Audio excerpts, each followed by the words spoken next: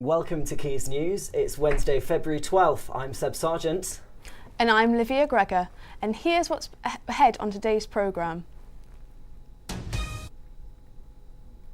Everyone else fighting for it, we're doing more than what Saving lives of stabbing. The government really do need to step up now. Saving lives of stabbing victims while they wait for paramedics. The Miro Worlds Foundation will meet with the government to emphasise the importance of bleed kits in Manchester. Also tonight. It's National Apprenticeship Week this week. With wage rises looming, businesses brace for the impact of an 18% increase on apprentices' wages. And with Valentine's Day fast approaching, will it be a day of love or loneliness? Lucy joins us in the studio to tell us why 55% of Mancunians are single.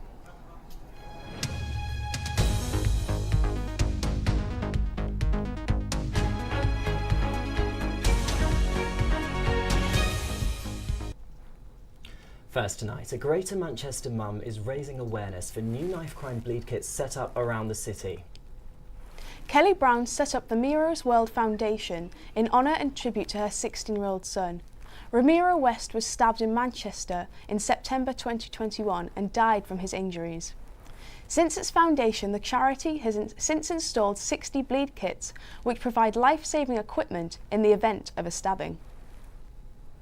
It just took only months. I was sat on my sofa one day and I thought, a change is needed and I cannot do it by sitting down here and being that grieving mum. And these cabinets are so important. It took 30 minutes for the ambulance service to get to Ramiro. Having there been one around at the time, yes, there could have been a possibility, would have been here today. I feel like us as parents and everyone else fighting for it, we're doing more than what the government should be doing. The government really do need to step up now. There's no safe place, there's schools, hospitals, it's happening all over, it needs to stop. Don't carry a knife, it's not worth it. Too many lives are being affected by it and the ripple effects is just out of this world. Just please do not carry the knives and think of your own lives. Well, Sam Rhodes joins us live from right beside one of these new kits to tell us more. Hi Sam. Thanks Olivia and Seb. Yes, I'm currently outside one of the blood control kits here on Chester Road in Manchester. There are 60 other kits across Greater Manchester from Salford to Didsbury, and right here in between a pub and a chicken shop, they really are everywhere. As Kelly emphasised to me, it doesn't matter what part of Manchester you're in now, there is a risk of knife crime. Talking to Kelly, she made it sound really simple to use these. You do not have to be first aid trained to do them, but to unlock one of the 60 boxes across Greater Manchester, you do need to call an ambulance to be given the unique code to put in there. Once inside, on the right hand side of the box, there is a diagram of a person. Each part of the person is separated into 4 coloured squares. The colours on the squares correspond to a piece of kit inside a red box in the red bag, in this box, and it tells you exactly what you need to do. It is very simple to use, and you will also be directed by the dispatcher on the ambulance line to tell you what to do.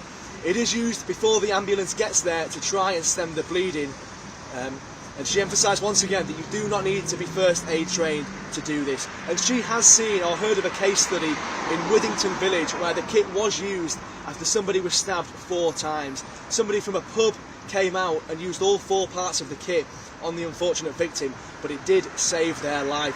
Despite the fact that people did walk past the victim without helping, this one woman did save the person's life. Knife crime in Manchester has gone up by 6 times in a decade, and in the last 3 years only Birmingham has a higher rate of blade offences. The importance of these kits cannot be downplayed. Sam, thanks very much. Our live reporter Sam Rhodes there. This week is National Apprenticeship Week. In the autumn budget, Labour announced that in April minimum wage for apprentices would be increasing by 18%. Now employers are concerned that apprenticeships will no longer be an affordable investment for them. Well, the Growth Company is a not-for-profit even social enterprise in Trafford that provides dedicated training for apprentices. Our reporter Max went to their employer event to find out more. Breakfast, a chance for potential employers to network and get some great food from the canteen. The Grove Company has been providing apprenticeship training since 1989. I talked to some of its staff about what the coming minimum wage change might mean for the industry. It may hurt those that are a bit of smaller organisations, such as less than 5 employees. They may feel it more on their bottom line, but long term they've got to see that apprenticeships will be a benefit to them. With apprentices who are aged under 25 on a recognised apprenticeship standard, they don't have to pay contributions towards national insurance. So with that increase in April, it can help offset any cost to businesses that they may face in the coming months. Some sectors are quite determined on only sticking to the national apprenticeship wage. The sectors I have been involved with are mainly business and professional, so we tend to always suggest a little bit higher of a salary anyway. But in some sectors, for example like hairdressing, it's a given that they always pay just the national apprenticeship minimum wage, purely because of costs. Were you making apprenticeship minimum wage when you were on yours? No, I wasn't. I was making a bit more than apprenticeship minimum wage, and my salary has jumped up with every job or opportunity that I've had since then. The government has announced in the budget that the minimum wage for apprentices is going up. Do you think that's going to encourage more young people to get involved, or do you think it's just going to discourage employers from having many apprenticeships? It might discourage employers, but I think at the end of the day, employers need to recognise that apprentices end up staying with the business. I think it's a long-term investment.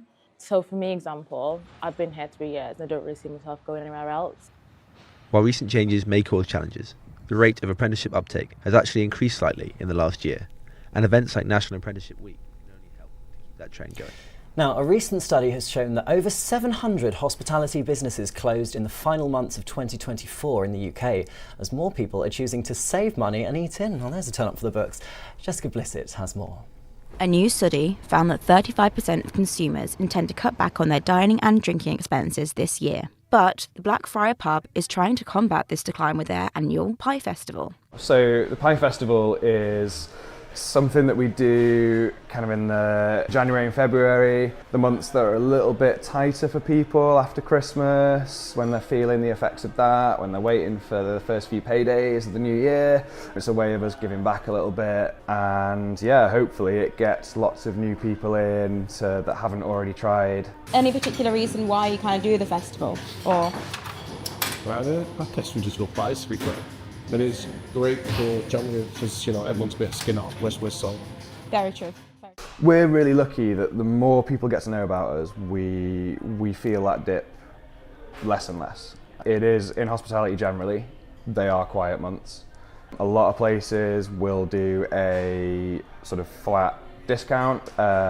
This is less of a discount for us and more of a way of just kind of, like I say, trying to introduce people to what we do. But is this actually an effective way to save money?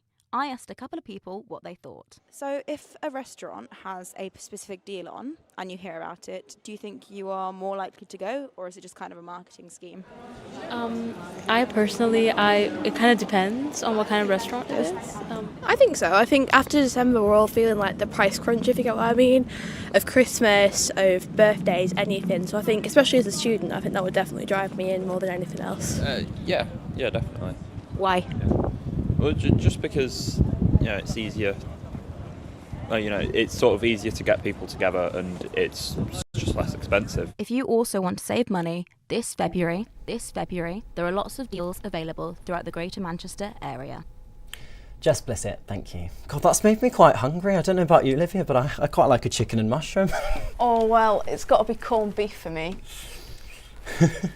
Now, Salford's first ever sustainability studio is calling upon donations via crowdfunder to keep it open during the spring.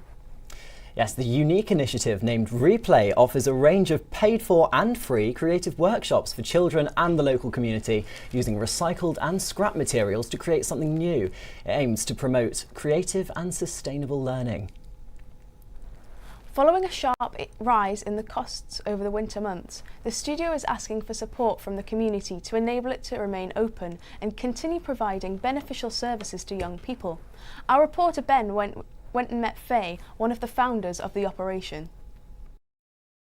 We want to inspire people to think about their waste in a different way. There's this idea of, just throw it away like there is no away. For me, it turns into this hopeful message that look what you can do. You don't have to go and spend £200 at Smith's Toys and buy like this top of the range vehicle. You can make a train out of a box and probably have even more fun. I think it's really important that we get some long-term funding to keep this sustainability studio open, mainly because there's nothing else like it in Salford. Now, a topic that's on most people's minds, it's going to be a lonely Valentine's Day for many in Manchester, with the number of singletons on the rise. The last census showed that 55.8% of Mancunians were single. This was a 1% increase on the previous one. Now, our relationship correspondent Lucy Smith joins us in the studio. Hi, Lucy. You've spoken to dating experts from Manchester-based matchmaking agencies. What did they have to say about this? So, I've spoke to Alex from Select Personal Introductions, and he told me about the paradox of choice. Imagine you go to a restaurant and you're presented with a menu with 5 options. It's easy to decide. If you're presented with a menu with 100 options, it's a lot more difficult. So this is basically where you have so much choice that you're struggling to choose. A few generations ago, we lived in these small communities, and it was a lot more easier to date. Fast forward to now, we're leaving behind these small communities for unis, jobs in bigger cities like Manchester, for example, and we're relying on our phone for connection. So how does social media and dating apps play a part in this?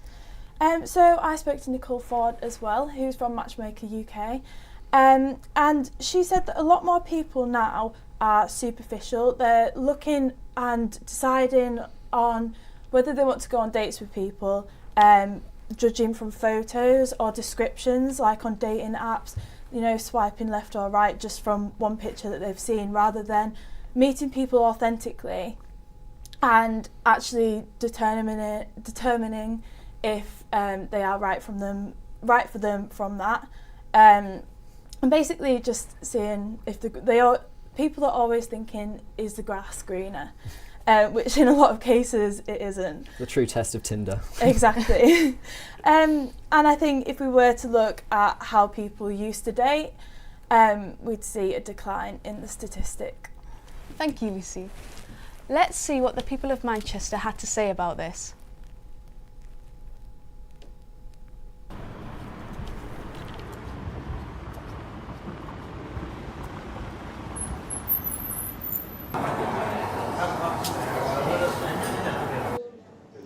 Don't really want to form real connections. I think everybody likes the idea of a relationship but doesn't want to put the effort in, and I think people become quite selfish and no one wants to put in the time. I think people are a lot more isolated now. I think people are less likely to kind of go out to pubs and clubs and stuff. I think I'd look at it more as luck of the draw sort of thing, rather than actual maybe it's because of this or that. Just see what happens, and depends on the person, I guess. Lucy Smith, thank you very much, Lucy Smith there. And now for sports. Yes, Manchester City Champions League campaign hangs by a thread after Jude Bellingham's 92nd minute winner helped Real Madrid beat City at Etihad last night. Pep Guardiola's side, I'm not great with football names, am I, had led 2-1 with just 5 minutes to go, but a goal from former City player Brahim Diaz equalised for Carlo Ancelotti's Madrid before Bellingham tapped in the winner. City will need to win at the Bernabeu next Wednesday to keep their European hopes alive and salvage what has been an underwhelming season so far. We sent out our sports reporters Stan Ashcroft and Charlotte Marie Ford down to the Etihad to get some fan reaction before and after the match.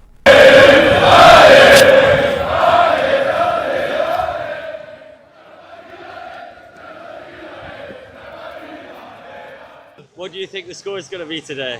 We will beat Manchester City, Real Madrid 3, Manchester City 1. I like your confidence. Of course. And I think 2-0 for Real Madrid. Who do we look out for on the pitch? Kylian Mbappe. Mbappe. Yeah, he's back. He's got his scoring boots back on, hasn't he? Yes, of course. One goal for Mbappe, one goal for Rodrigo. Just how you thought it went today? Well, it was going all right until the 85th minute, and then it all went wrong. Yeah. What do you think chances at the Bernabeu? Fancy yourselves? I would say less than 50%. How do you think the next leg will go? Yeah, not great obviously. I mean, the chances of us going through were very slim, so losing 3-2, can't say it's a surprise. I don't think we've fallen yet. It's football at the end of the day. It's football, anything can happen. We've seen in the FA Cup, putting the Fargal beating Liverpool, anything could happen in football. And we've seen today, we got the penalty, we went 2-1 up in the late minutes, they came back. You never know with City. No. Cheers, boys. Appreciate it.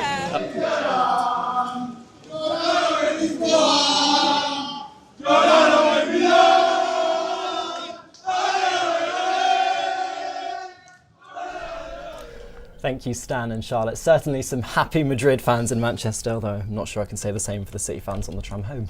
There was, of course, one unhappy Spaniard post-match. Here's what Pep Guardiola had to say. These years, we not because I accept. So what the opponent is better.